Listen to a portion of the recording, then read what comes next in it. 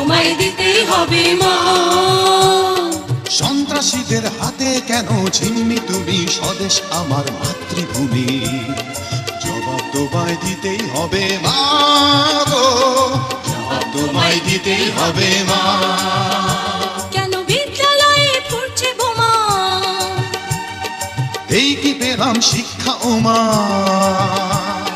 লাঞ্ছিত আজ শিক্ষা গুরু, চোখে দুঃখের জল। ও মা, ৭১-এর মা জননী,